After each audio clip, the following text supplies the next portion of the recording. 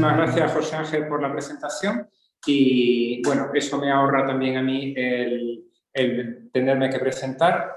Bien, pues la presentación ya la ha hecho José Ángel. A mí me gustaría, para justificar el qué hace un cura hablando de formación de la afectividad, de cuestiones que tienen que ver más con psicología o con pedagogía que con pastoral, decir, pues, ¿quién soy yo? Pues yo estuve trabajando de médico, hice la especialidad en psiquiatría y cuando vi la posible llamada al sacerdocio, pues como hicieron los apóstoles, dejé la barca, las redes y todo lo demás en la orilla y me vine a Roma a estudiar teología. En 2011 me ordené y poco después empecé a trabajar en la universidad. Me di cuenta, con gran sorpresa, de que muchas de las intereses que tenían los sacerdotes tenían que ver con la psicología, con los procesos que tienen lugar dentro de la mente humana y en concreto la formación de la afectividad. Y entonces yo dije, oye, yo de esto sé porque yo me he formado durante varios años. ¿Interesa que os enseñe las cosas que he aprendido? Y me dijeron, fantástico.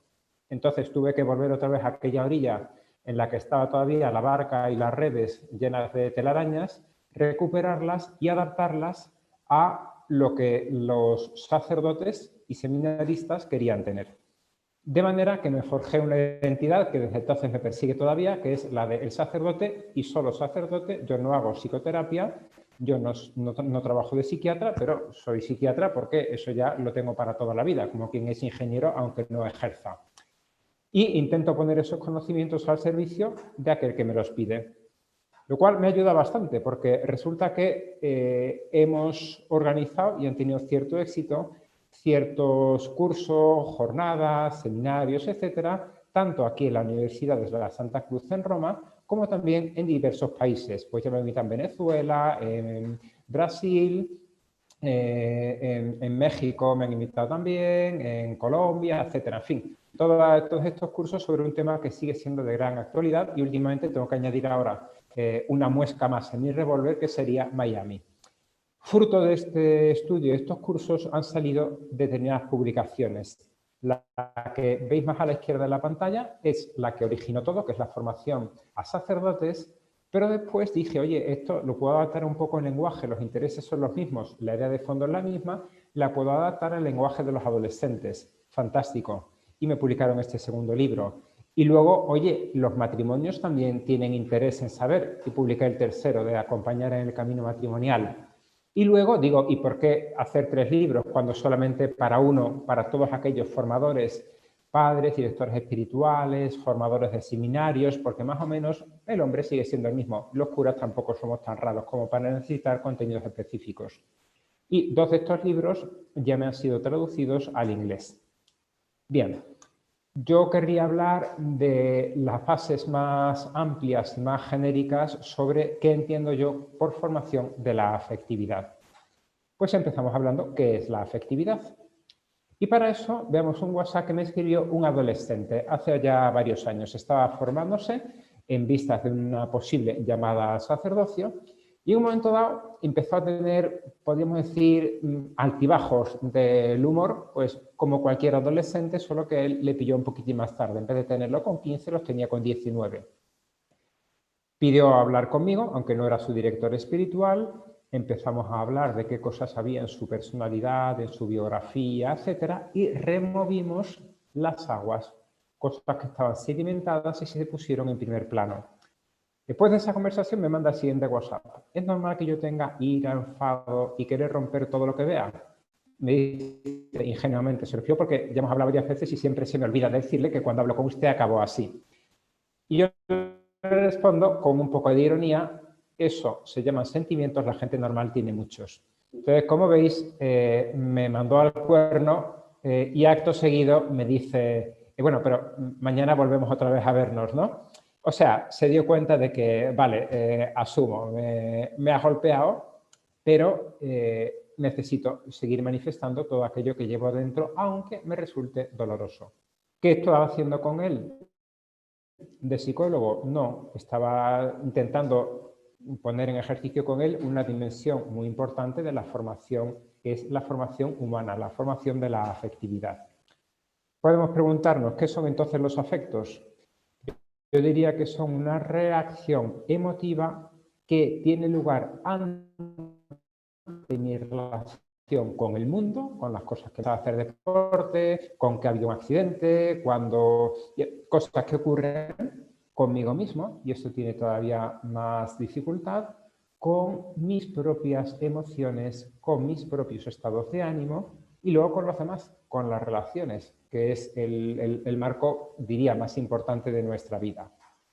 Me informan los afectos de que algo me resulta agradable o desagradable. Y esa información es muy importante porque es algo parecido a la función que tiene también el dolor físico. Si yo pongo la mano en el fuego, siento dolor, lo cual quiere decir, chico, quita la mano del fuego.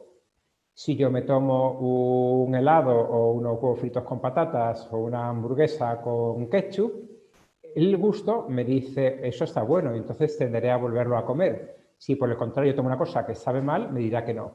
O sea, me informa, lo cual es bueno.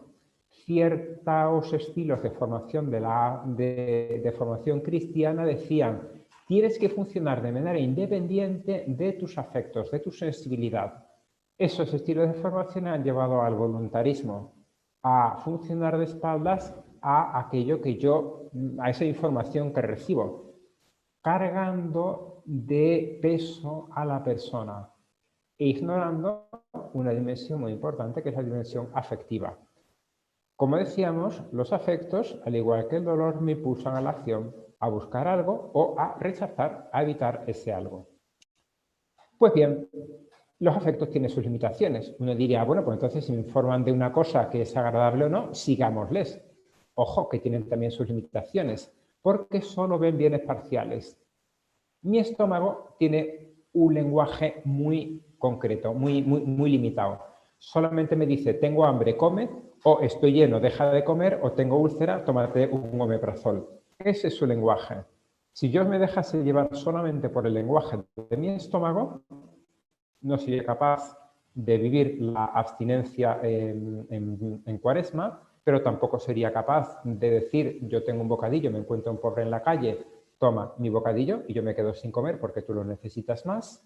No sería capaz muchas veces de vivir la necesaria templanza, o voy a cenar un poco menos porque ya sé que si sigo cenando esta cena tan buena, no voy a pegar ojo en toda la noche. Bienes parciales. Y juzgar los afectos entre lo agradable y lo desagradable, no entre lo bueno y lo malo. Y esto es importante, porque hay afectos que a mí en concreto no me vienen bien. Si yo soy sacerdote, o si muchos de vosotros estáis casados y encuentro por la calle una persona del otro sexo que me atrae, porque es, en mi caso, guapa, simpática, bonita, etcétera, y me acerco a ella de manera que le ofrezco mi afectividad porque me resulta agradable estar con ella y porque su cuerpo me atrae físicamente, en mi caso, esto sería algo malo, pero no va a ser la afectividad quien me lo diga. ¿Quién va a ser? Mi cabeza, el proyecto de vida que yo he elegido, que tiene que integrar y que a veces tiene que también que saber balancear aquello que me dicen los afectos. Por lo tanto, una buena educación de la afectividad, ya con eso adelantamos, luego profundizaremos, tiene que escuchar los afectos, pero también tiene que integrarlos en el proyecto vital. ¿Quién hace eso? La cabeza. Por otro lado, los afectos solamente pueden ver a corto plazo. Es decir, así como el estómago ve, tengo hambre, como, pero ya está, no pienso en la noche pienso mi cabeza. Así también los afectos. Me gusta esta chica, voy a acercarme a ella. Ojo, te va a dar gusto a largo plazo, a corto plazo, pero a largo plazo puede destrozar tu vocación sacerdotal o puede destrozar tu matrimonio. Por lo tanto, piénsatelo dos veces si te vale la pena o no. Para complicar las cosas, tenemos el pecado original de Adán y Eva. ¿Qué es lo que pasa con el pecado original? Pues que se produce un desorden de las pasiones. Cada pasión tiende hacia su objeto. No hay mezclas. No es que las pasiones, no es que al hombre le atraiga lo malo, a nadie le atrae lo malo, a todos nos atrae lo bueno. Lo que pasa es que nos atraen los bienes parciales como si fuesen bienes absolutos. Eso es el desorden de las pasiones. Eso es lo que ha traído el pecado original. Es decir, la definición de San Agustín de pecado, de pecado como Aversio a Deo e conversión a criaturas. Rechazo de Dios y conversión a las criaturas. Como decía Santa Teresita del Niño Jesús, es decirle a Dios, aunque os pese, yo voy a hacer esto. Aunque sepa que a ti lo que te gustaría es que yo estuviese sirviendo al otro, levantándome a tiempo, cumpliendo con mis obligaciones laborales, familiares, etcétera, aunque sé que eso es lo que quieras y que lo contrario te ofende, yo voy a seguir mi pasión de manera inmediata. Una pasión que es buena, porque descansar es bueno, porque comer es bueno, porque dormir es bueno. Lo que pasa es que la pongo por encima de aquello que objetivamente o de acuerdo con el estilo de vida que yo mismo he elegido debería estar por encima. Y además, esa satisfacción inmediata a corto plazo de las pasiones no satisface. Porque lo único que satisface en el hombre, imagen y semejanza de Dios, es lo infinito, lo eterno, lo que dura para siempre. Hay un libro muy interesante que yo recomiendo, que es de un tal Gregory Popcak, es americano, que se llama, el original inglés es Broken Gods, y la traducción española es Dioses rotos, en la que dice que este hombre es psicólogo laico casado y trabaja en un instituto dependiente, o relacionado con la Iglesia Católica en los Estados Unidos. Él dice que los 7 pecados capitales son una respuesta parcial e insuficiente a los 7 grandes anhelos del corazón humano. Qué bonito queda, ¿verdad?, la expresión. Es decir, que el hombre tiene deseo de comunión, de ser respetado, de llegar lejos, de excelencia, de tener su futuro garantizado. Pues bien, el pecado original, la lujuria, envidia, avaricia, pereza, etcétera, me da todo eso, pero de una forma parcial que se agota y encima que no me satisface a largo plazo. Hay una lucha entre bienes parciales que definía muy bien San Pablo en sus cartas. A todos me parece que nos ha pasado esto en alguna ocasión. Querer el bien está a mi alcance, pero no ponerlo por obra, porque no hago lo que querría hacer, sino el mal que querría evitar. Hasta el punto de que se encara con Dios y le dice, líbrame de este cuerpo de muerte. ¿Y qué le responde Dios? De acuerdo, te quito las tentaciones, las debilidades, etcétera. No, todo lo contrario, le dice, sigue, te basta mi gracia porque la fuerza se perfecciona en la flaqueza. Vale que tus pasiones son desordenadas, pero justamente al ordenar ese desorden vas a ser capaz de demostrar que me quieres. Y ojo, al poner el orden en las pasiones vas a ser tú mismo, tal y como saliste de mis manos, tal y como saliste de las manos de Dios. La formación de la afectividad no te quita nada, no te reprime, no te cancela aquello que tú eres. Lo que hace es ser aquello para lo cual tú has sido creado y que luego se ha fastidiado por culpa de Adán y Eva, pero también por tus propios pecados personales. Entonces, ¿cuál sería la solución? Que los afectos se pueden educar.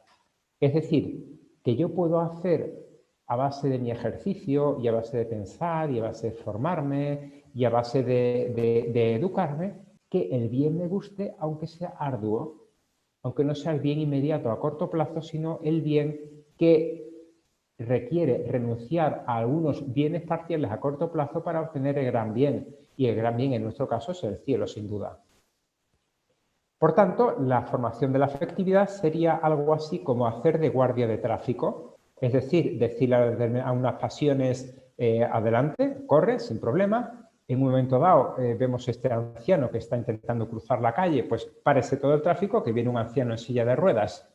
En otros casos, un coche va demasiado rápido y se le dice, párate, quédate aquí en el arcén y te voy a poner más una multa y un castigo porque te has pasado.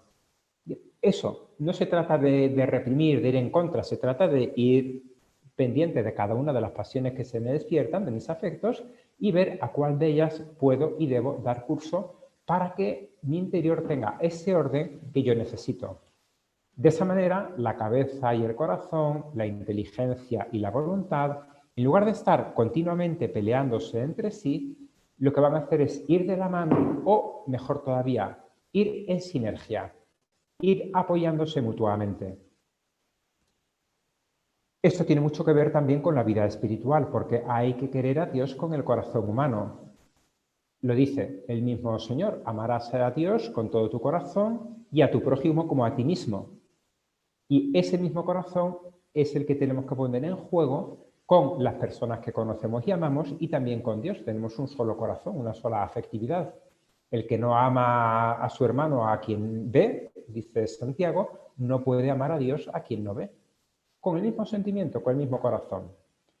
Es más, San José María decía que nuestro corazón, como está hecho para amar, cuando no se le da un afecto puro y limpio y noble, se venga y se inunda de miseria.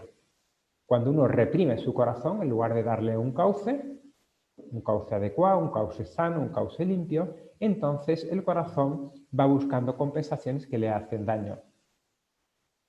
Por tanto, el verdadero amor de Dios y el verdadero amor a los hombres está igualmente lejos de la sensualidad que de la insensibilidad, del sentimentalismo que del mostrarse duros, sin sentimientos, como Clint Eastwood en sus películas, ¿verdad? Que parece que no, pero luego en verdad sí que tiene su corazoncito, incluso Clint Eastwood. Pues bien, dar cauce a esos sentimientos. Brevemente, porque esto lo desarrollo con bastante detenimiento en mi libro, diría alguna idea cómo desarrollar la afectividad tomando un punto de apoyo en las virtudes teologales. Pues empecemos entonces con la fe. En esta sociedad nuestra, que no es precisamente cristiana, encontramos que hay gente que no entiende el porqué de nuestra fe, nuestro estilo de vida y por qué renunciamos a determinadas cosas porque apostamos por otras más altas. Y diría San Pablo, es cierto, ellos no lo entienden, es más, lo consideran como una necedad, como una tontería, porque solo se pueden enjuiciar según el espíritu. Yo diría, ¿cómo hacer para que nuestro espíritu esté en sintonía con Dios? Que no es material, sino espiritual. Y nosotros somos parte materiales y parte también espirituales. Pues vayamos sentido por sentido. La vista. Aquí vemos el juicio final de la Capilla Sixtina, aquí en Roma, en los Museos Vaticanos, precioso. ¿Cómo fomentar esa parte más espiritual? Fomentando el arte, la literatura, la pintura, la escultura, visitar museos, que son capaces de abstraer conceptos muy importantes del alma humana y reflejarlos. Fomentar algo tan sencillo como la lectura. Leer puede ayudarme a ponerme en sintonía con Dios.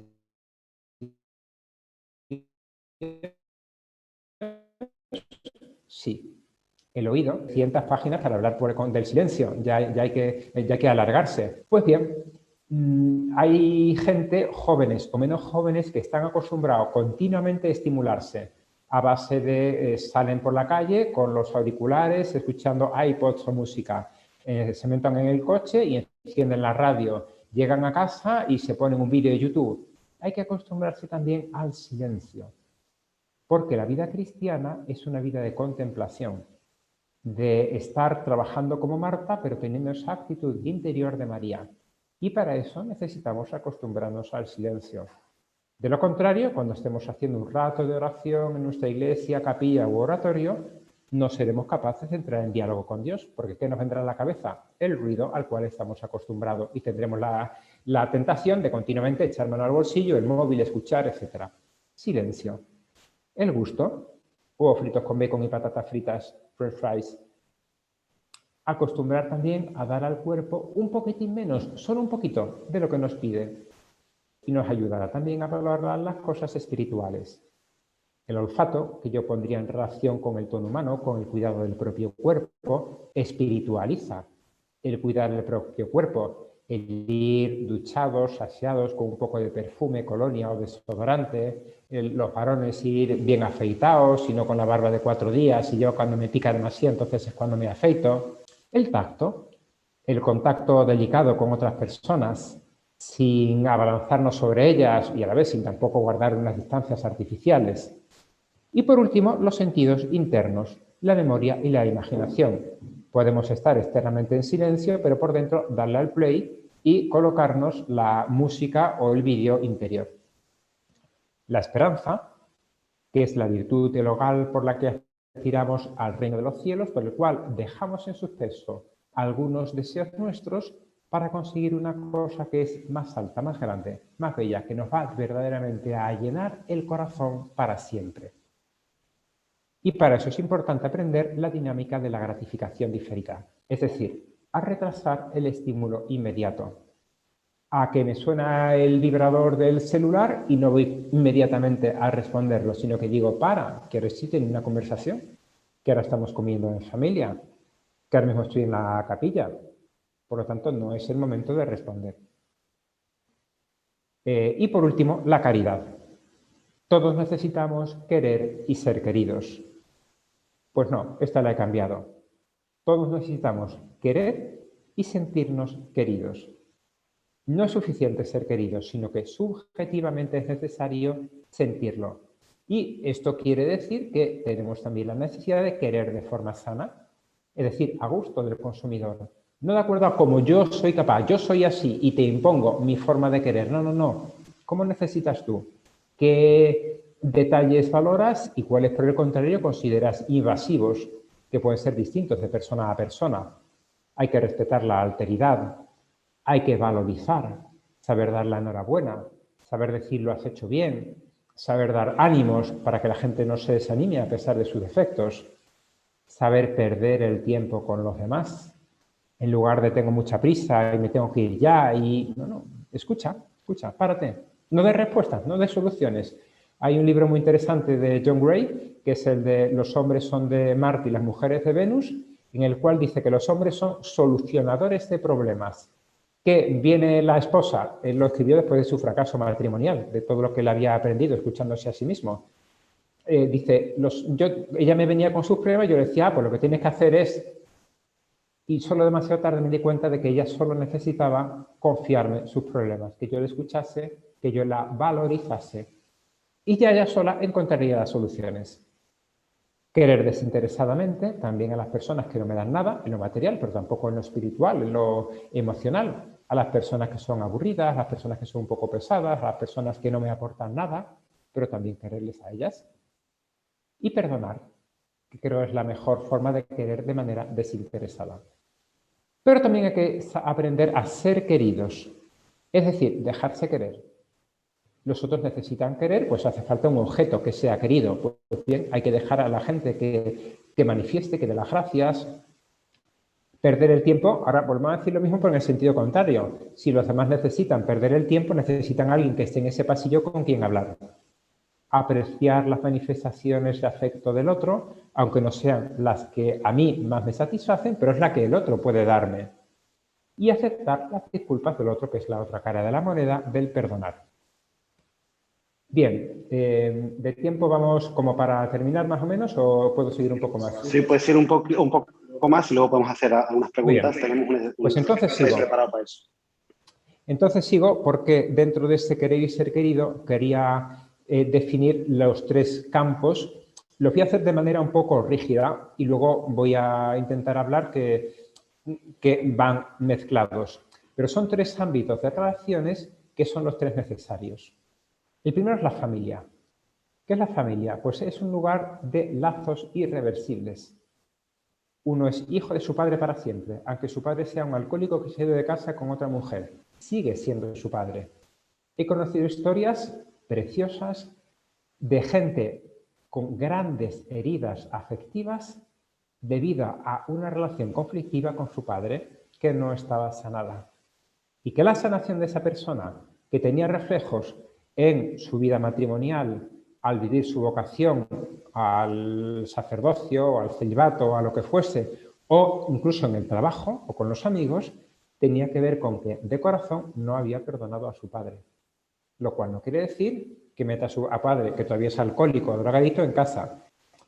La mayor parte de las veces no se llega a tanto, pero sí que ha habido el padre que ha abandonado a su hijo. Yo eso, precisamente hace pocas semanas, tenía un chico de 25 años que estudia en la universidad, me buscó porque sabía que me dedicaba a estas cosas, me decía que tenía problemas de relación, que con los otros chicos se estaba pensando el sacerdocio, pero veía que no enganchaba con la gente. Yo le dije, ojo, si no enganchas con la gente, el sacerdocio puede que no sea lo tuyo. ¿Quieres contarme tu historia? Y me dijo, se lo voy a contar. Y me la contó. Sus padres, muy buenos, de misa diaria. Para sacar adelante la familia numerosa, trabajaban los dos, a costa de menos dedicación a la familia. Él no se sintió querido por sus padres. Es más, me decía, mira, yo tengo un sueño recurrente, que es que estoy yo a este lado de una reja, con las manos agarradas a la reja, esperando que mi madre venga por mí. tiremos del hilo. A ver, ¿eso qué es lo que te recuerda? Eso me recuerda cuando yo estaba en el kinder, que todas las madres venían a recoger a sus hijos, yo me quedaba porque mi madre no es que llegase la última, es que mi madre llegaba media hora después de la última. Y yo recuerdo, aunque era todavía un crío, a la profesora del kinder llamar a mi madre conmigo delante, creía que no se enteraba, pero sí me enteraba, diciendo, oye, por favor, ven a recoger a tu hijo puntual, porque se queda aquí llorando, solo, abandonado. Y la madre no vino. Y el chico se quedó con esa herida, que se transformó en un agujero negro afectivo, del cual no era consciente hasta que empezó a hablar. Y yo le pregunté, ¿has perdonado a tu madre? No es que la odiase, pero no la había perdonado. Y empezó todo un trabajo de sanación psicológico. Yo creo que no solo humano, bien, gracias a Dios, y es lo que intenté poner a su servicio.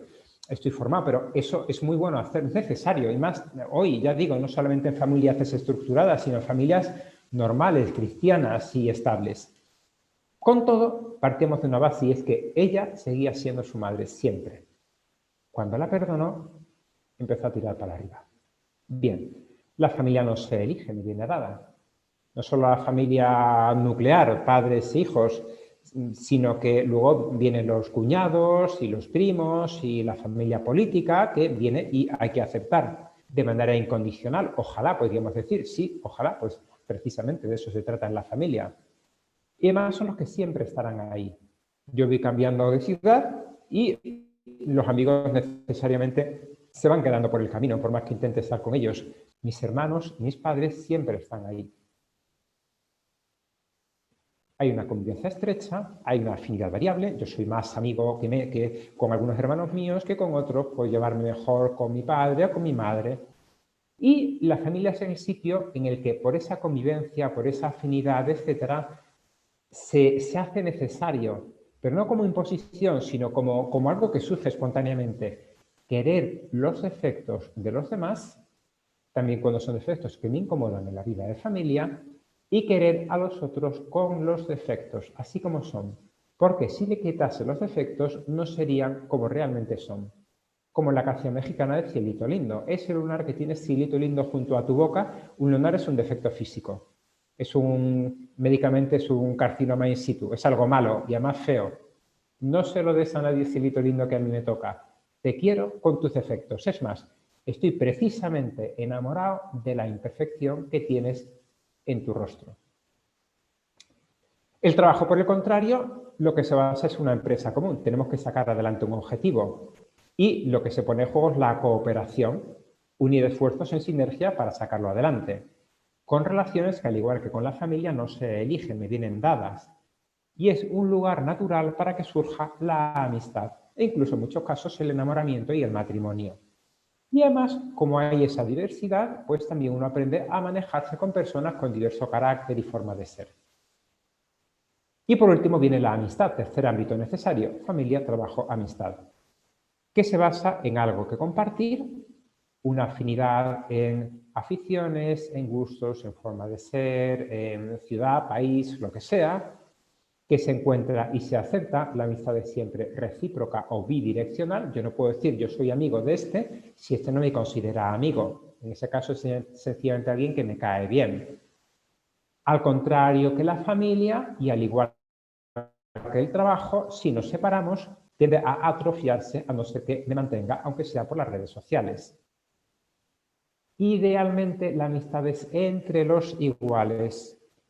Es decir, pueden surgir amistades asimétricas con gente mucho mayor o mucho menor, sí, pero si uno de sus amigos son solamente gente con 20 años más o 20 años menos, si un profesor me dice mis mejores amigos son mis alumnos adolescentes, yo digo tienes un problema de relación. Te faltan habilidades sociales y por eso te escudas en gente que es más joven y te acepta de manera crítica como su líder, o tienes dependencia y por eso necesitas estar con gente mayor que tú que te da seguridad. Puede surgir, ya lo hemos dicho, en la familia o en el trabajo. Todos necesitamos estos tres ámbitos, amistad, familia y amigos. Todos nos enriquecemos y desarrollamos nuestra personalidad y nuestra madurez en nuestros tres ámbitos Y estos tres ámbitos también ponen en juego nuestra unidad de vida. Es decir, que no se puede tener todo, que se enseñan caminos que no son compatibles entre sí y que yo tengo que elegir cuál es el camino, que es aquello que hemos dicho que debe regir mi vida, que debe dirigir mi vida, que es mi cabeza, que son en definitiva mis elecciones libres. ¿Qué quiero hacer yo con mi propia vida? Pues así, ahora sí, acaba. ¿Cuál es el sentimiento más fuerte de la persona? ¿Cuál pensáis vosotros que es el sentimiento más fuerte? Me consta, don Francisco, que usted tiene también experiencia en estos estudios. Santo Tomás de Aquino planteó también desde el punto de vista filosófico, ¿no? ¿Cuál es la pasión más grande del ser humano? Si es la comida o dormir, o cuál es yo creo quizá más elevado, ¿no? ¿Cuál es el sentimiento más fuerte que vosotros pensáis que tenéis? Entonces, si entráis en esa web que digo, menti.com, podéis escribir... ¿O no se puede? Podéis entrar. Beatriz, si puedes mirarlo tú también. Sí, yo estoy dentro ya. Perfecto. Podéis teclear vuestra opinión y ponerlo directamente. Se gana algo si lo acierta. ¿Se gana algo si lo acierta? Vamos a hacer una cosa. ¿Te parece un concurso de televisión? Vamos a hacer una suma de resultados. No hay respuestas buenas o malas, lo cual a lo mejor no es cierto. Pero también tenemos a don Francisco para que nos diga si hay una respuesta correcta o no. Irán apareciendo las respuestas en la pantalla. También usted mismo puede ir comentando. Pues se ve que las primeras opiniones son que el sentimiento tan fuerte es el amor y odio, ¿no? ¿Qué nos puede decir de eso? También la ira, el miedo. Amor tiene más votos, sigue en el centro. Sí, claramente sí. Efectivamente hemos dicho que el amor es aquello que llena el corazón humano. Y no es casualidad que la principal virtud cristiana no sea ni la obediencia, ni la mortificación, ni el trabajo, sino que precisamente es la caridad. Santo Tomás de Aquino, decíamos, se pregunta eso, ¿qué es lo que verdaderamente llena al hombre? Y empieza a poner distintas posibilidades. Y dice, a lo mejor lo que le llena al hombre es el dinero. Y luego se responde, parece que no, porque yo conozco ricos que son infelices. A lo mejor lo que llena al hombre es el honor. Y dice, no, porque yo conozco hombres que están muy respetados por todos y son infelices. A lo mejor es el poder. Y dice, no, porque yo conozco muchos dirigentes que están frustrados. Dice, lo que llena al hombre es la felicidad. Aquello a lo que el hombre tiende es a ser feliz. No hay gente que puede decir, yo voy a tener menos dinero, yo voy a llegar menos lejos en la escala social, yo voy a tener menos en muchas otras cosas, pero no hay nadie que diga, yo voy a ser un infeliz. Eso como elección propia no lo hace nadie. Entonces dice, pues aceptemos que todo el mundo, sin necesidad de ser teólogo ni estudiar mucho, quiere ser feliz. La pregunta es, ¿en qué consiste ese ser feliz? ¿Consistirá en tener cosas materiales? Ya hemos dicho que no. ¿Consistirá en...? Y él dice, lo único que verdaderamente va a llenar el corazón del hombre es Dios. Es el amor de Dios. Porque el corazón del hombre, que tiene un coeficiente de dilatación infinito, o podríamos decir, es como el universo, finito pero ilimitado. Solamente puede ser lleno y por más que se dilate todavía más se puede llenar con el amor de Dios. Pero como no somos angelitos, somos también seres materiales, necesitamos también el amor de las personas que están a nuestro alrededor. Además, el amor de las personas a las que nosotros mismos queremos. Justo ayer escuché una conferencia muy interesante sobre el duelo, sobre las personas que pierden a un ser querido, y decía el conferenciante, el duelo es la otra cara de la moneda del amor. Cuando yo quiero a alguien, o cuando quiero algo o alguien, y ese alguien súbitamente, o por una enfermedad, o por lo que sea, porque se va, me falta, entonces yo siento la pérdida. ¿Qué significa la pérdida? Y es, por así decir, el lado positivo que tiene el duelo, que destacaba él. El duelo, el dolor, quiere decir que amaba a la persona. Y la intensidad de mi duelo es la intensidad de todo lo que yo quería a esa persona. Y me decía esta persona, que es un religioso camiliano, este pensamiento de decir, si tú echas mucho de menos a tu marido, a tu mujer y a tu hijo, es para darte la enhorabuena. porque quiere decir cuánto amabas a ese ser querido. Una de las cuestiones que ha hablado también el padre Francisco ha sido de algunas cosas concretas que nos pueden ayudar a mejorar la sensibilidad. Ha mencionado el silencio, por ejemplo, ¿no? Y me gustaría que, como sois gente muy, muy inteligente y muy valiosa, que vosotros digáis también qué consejo podríais dar a vuestros hijos, a vuestros alumnos, a vuestros amigos o a vosotros mismos que podamos compartir también para que aquí el padre Francisco pueda comentarlo y ver cómo llevarlo a cabo. Nos comentan, por ejemplo, la empatía, trabajar la empatía, ¿no? Para crecer en la sensibilidad, yo diría que es necesario en el siglo XXI, y hablando de los chicos con los que estamos, de los alumnos de Shelton, yo diría un uso razonable de las nuevas tecnologías. Hablando con una persona sobre las nuevas tecnologías, él me decía, la relación que yo recomiendo a la gente joven con la que trabajo para que se relacione con Internet es como con un vecino que es un poco pesado o que no me cae bien, que es que coincido con las escaleras, le digo buenos días, buenas tardes y huyo de lo antes posible. Coincido en el ascensor, le sonrío y cuando llego a mi planta, adiós, muy buenas y me voy. Yo le decía, yo eso no me parece una sabia manera de manejarse con Internet, porque Internet para mí es un medio de trabajo y un medio de descanso y un medio de viaje imprescindible. Yo diría más bien que lo que conviene es aprender a convivir con Internet. Y convivir con Internet quiere decir que Internet es una parte, una dimensión de mi vida que además es importante, pero es solo una dimensión. Si una persona está acostumbrada continuamente a estar pendiente de Internet y, como decía, está hablando con el grupo, está en la mesa, está lo que sea, está incluso viendo una serie que le interesa en la televisión y, oye, si estás viendo tu serie favorita, suelta Internet, que si no se te va a pasar el personaje, que va a marcar un gol tu equipo, va a hacer un touchdown y te lo vas a perder. Bien, limitarlo, que quiere decir tener el dominio de sí. Y, en definitiva, esto sí que es atractivo. Por decir, niños, suelta el móvil. Eso es, digamos, reprimir un poco a la sensibilidad del niño, que ya hemos dicho que hay que escucharla.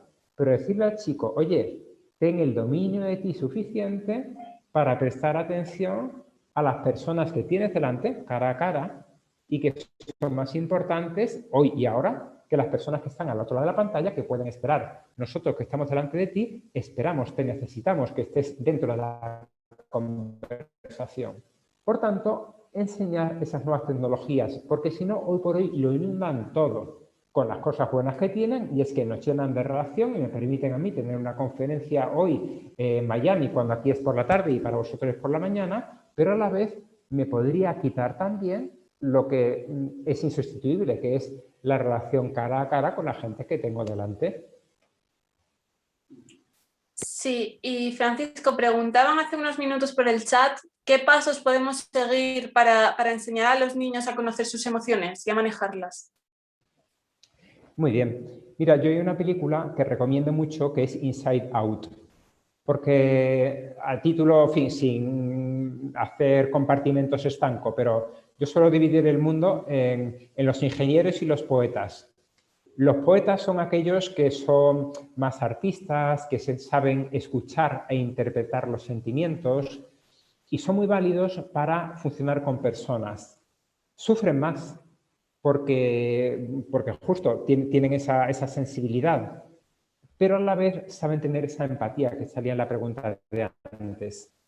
Y luego están los ingenieros, que el ingeniero, caricaturizando un poco, se encuentra más cómodo con un tornillo que con una persona, con una máquina que con una máquina averiada que con una persona que sufre, que sabe, como hemos dicho antes de John Gray, dar soluciones a la persona que tiene problemas, que escucharla, que acompañarla, que ayudarla a que ella misma encuentre la solución en lugar de darle una receta. Pues bien, para este tipo de personas más ingenieras, yo les recomiendo que vean Inside Out, película de Pixar. ¿Que vean una película? Sí, claro, porque cada uno de nosotros tenemos dentro de nuestra cabeza esos 5 muñequitos. La ira, la depresión, el asco, etcétera, que van continuamente dialogando entre sí. Y cuando uno lo localiza, dice, esto es, pero ya sé que después me va a venir el otro. Esto quiere decir, como el guardia de tráfico, que ahora tengo que parar y que tengo que dejar que otras pasiones que son más adaptativas en este momento entren en juego. De lo contrario, nos encontramos con el chaval del inicio, el del WhatsApp.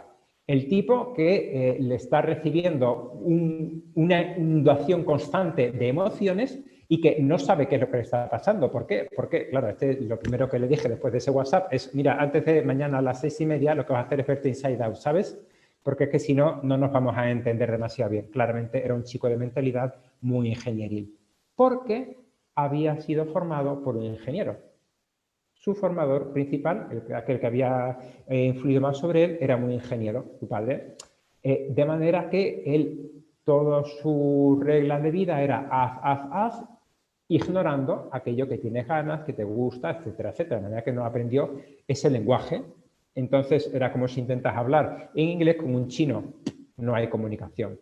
Pues eso, es como si tú intentas dialogar contigo mismo, con tu mundo interior, sin tener las palabras, los términos adecuados. Creo que con esto podemos ir terminando también porque vamos a hacerla ahora. Muchísimas gracias a todos los que habéis estado aquí. Muchísimas gracias, Beatriz, por organizarlo y sobre todo a don Francisco por su tiempo y su conocimiento.